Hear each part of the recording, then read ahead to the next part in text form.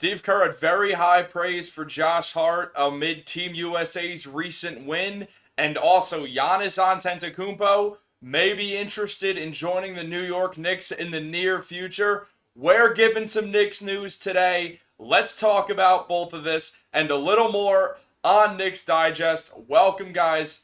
My name is Chris, and we're going to jump into it as we always do. We're not wasting time. We know the drill. We're talking Knicks, so let's go. First things first, as you may have seen recently, Steve Kerr had some high praise for Josh Hart, saying that Josh Hart is a winner and that is the position that he plays. He says that Josh Hart just makes teams better and that he goes for those 50-50 balls. He goes for the 30-70 balls. The man just plays to win. He's great for team culture. He's just a winner. He's a bulldog. He gets the right stuff done. We all knew that as Knicks fans, and Steve Kerr absolutely agrees with us. Let's take a look at this right now. What Steve Kerr said was Josh is just a winner. People ask, what position does he play? He plays winner. I don't know what position he plays. At one point, Spo turned to me and said, some people get 50-50 balls. He gets the 30-70 balls. And he also had the game high with 11 rebounds versus Greece.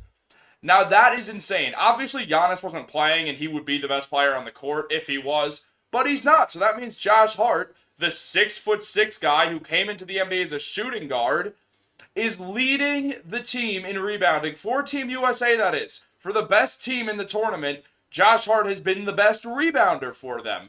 That is insane news, and it's also huge when you think about this for the Knicks, because when you look at how the roster shakes out, we know the starting five next year. We know it's Brunson, Grimes, Barrett, Julius, and Mitchell Robinson, and our backups who are going to be getting minutes are Josh Hart, Isaiah Hartenstein, Emmanuel Quickley, and Dante DiVincenzo.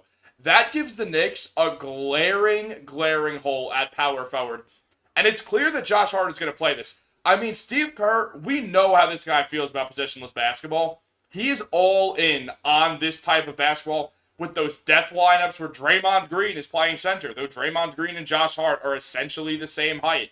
Steve Kerr knows what he's doing as a head coach, and he seemingly is giving the complete double thumbs up for Josh Hart to go out there for the Knicks and essentially be their backup power forward because the man just does all the right things and he works incredibly hard to do so. And also, let's not forget, Josh Hart can put up one heck of a stat line that really does look like he could be a backup power forward in this league. When you look at his stats from last season, he averages 10 points per game, 8 rebounds, 4 assists, 1 steal. He shoots well from the field. Shot 37% from 3, which is very good for a guy who's not a spot-up shooter, essentially, who's not really there to be making threes and hitting big three-point shots. But he does it anyway. He does all the right things.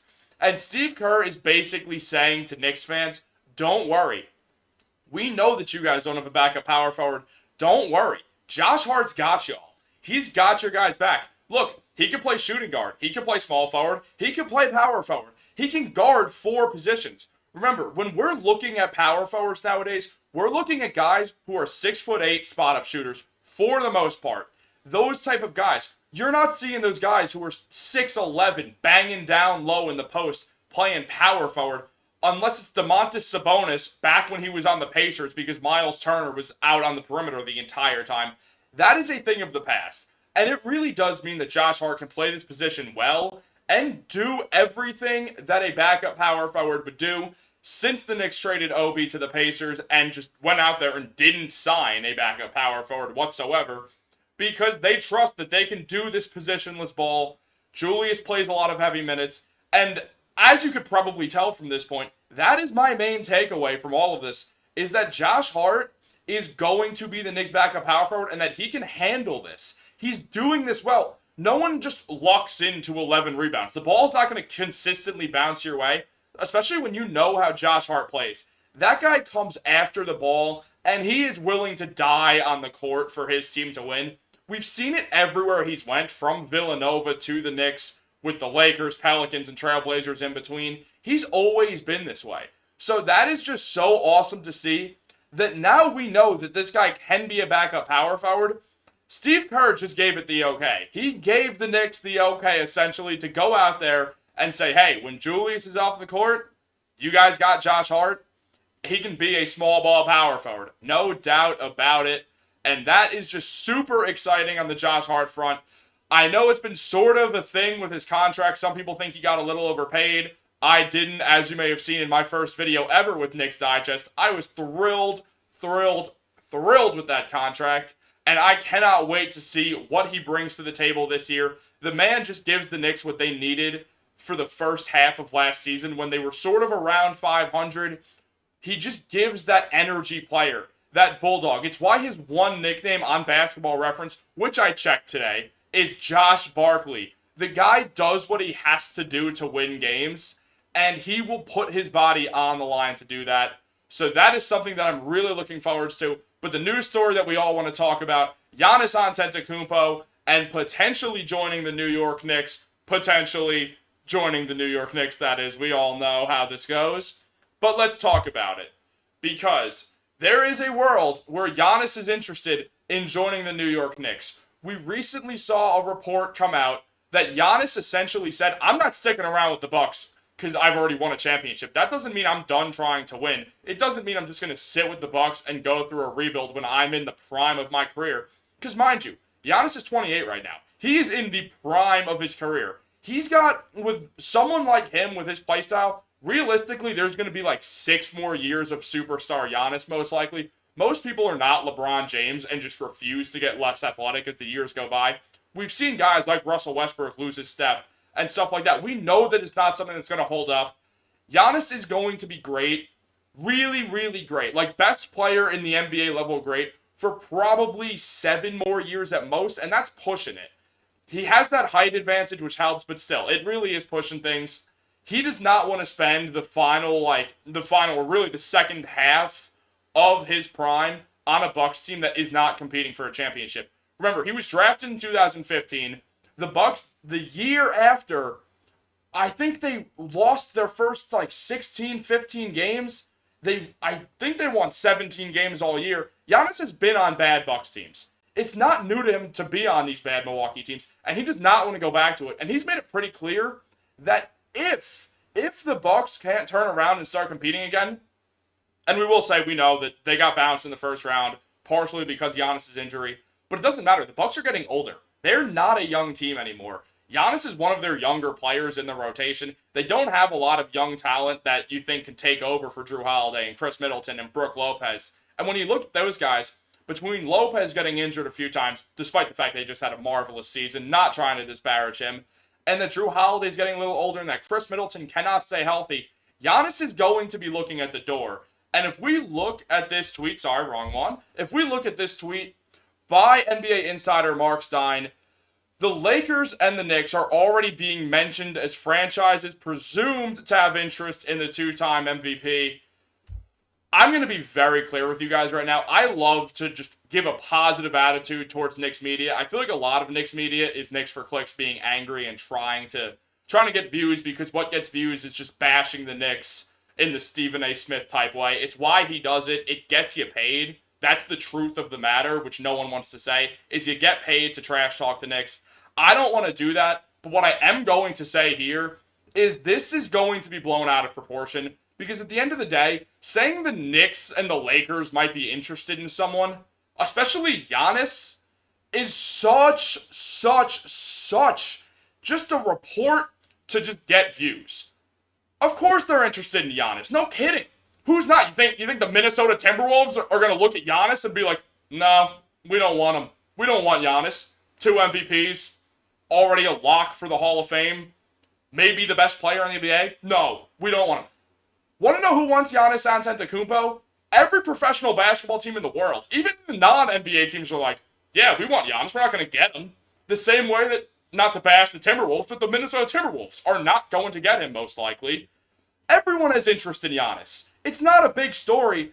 What the big news here is the Knicks have a big market, and so do the Lakers. They took the 2 biggest markets and said these teams might have interest in Giannis. And we did see a report earlier in May that, who knows, the Knicks have 3% interest on Giannis in case the Bucks decide to blow it up. First of all, the Bucks are going to do everything in their power to not blow it up. They hardly ever go through rebuilds. They're one of those teams that does not like to rebuild.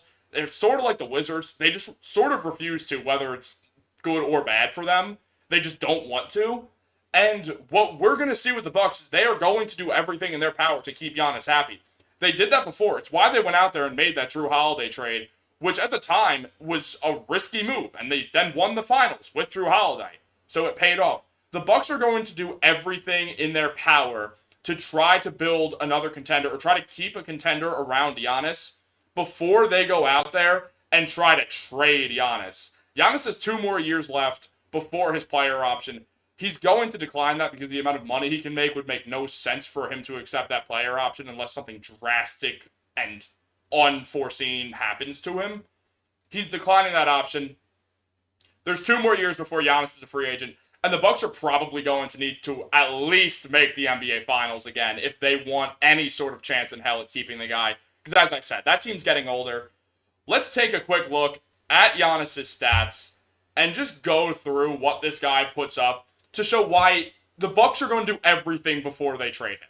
He averages 31 points, 12 rebounds, 6 assists almost. He shoots it well from the field. Obviously not a three-point shooter. He hardly ever shoots threes, so it really doesn't matter. When you're as good as Giannis is, you don't really need to be a great three-point shooter. It's more if this guy was a great three-point shooter, he might be the best player in the history of basketball. But I digress.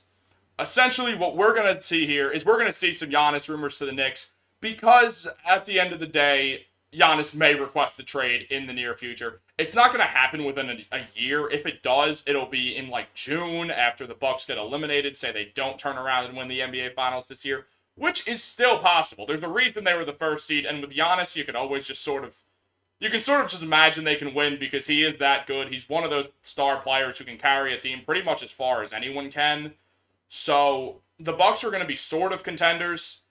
The Knicks have a good enough team and enough cap flexibility to sort of make a Giannis trade work, I guess. As I've talked about with Joel Embiid, they have a lot of assets, and the only other team with more assets than them is the Thunder, and the Thunder don't seem to want to trade any of these draft picks for some weird reason. Who knows? And obviously the Knicks are a way more attractive market than Oklahoma City. No shade there. It's just, New York, Oklahoma, NBA. People aren't lining up to join the Oklahoma City Thunder. Ironic, considering Carmelo Anthony wanted to go to the Oklahoma City Thunder, or he wanted the Knicks to trade him there. But, I'm just making jokes. We are in a world where we are not going to see Giannis join the Knicks unless something majestic happens. I am not buying this. I'm just not. I'm sorry. I usually like to give really positive outlooks on the Knicks. To be realistic, there's no chance in hell that this happens unless he signs in free agency. The Bucks are not trading the guy. I think they would rather go down with the ship and try to keep Giannis and try to bank on the loyalty than go out there and trade him. Unless he demands a trade. Unless it's fully, I'm not playing for you guys, he's going to ask out, or he's not going to ask out, excuse me. And that is really all there is to say on the topic. It's one of those things that's going to keep coming out if the Bucks start playing badly, and if the Bucks start playing well, no one's ever going to talk about this again, and it's going to be a one-off. Comment down below if you think Giannis is going to leave the Bucks, and would he join the Knicks? Do you think Giannis has a good reason to join the Knicks? Do you think the Knicks can actually pursue Giannis? Because I think they can. I just don't think it'll work out. I think the Knicks have a better chance of going after Joel Embiid. Whether fans like that or not is not my decision to make for the New York Knicks fan base. We all have very different opinions. And on speaking of that, remember, comment down below. Tell me what you think about all of this. What do you think about Josh Hart as a backup power forward? What do you think the chances of Giannis joining the Knicks are? And really just let me know. I love reading your guys' comments. That's all we have for today, guys. Thank you so much for tuning in. Great talking as always. Have a great day. And remember, go Knicks.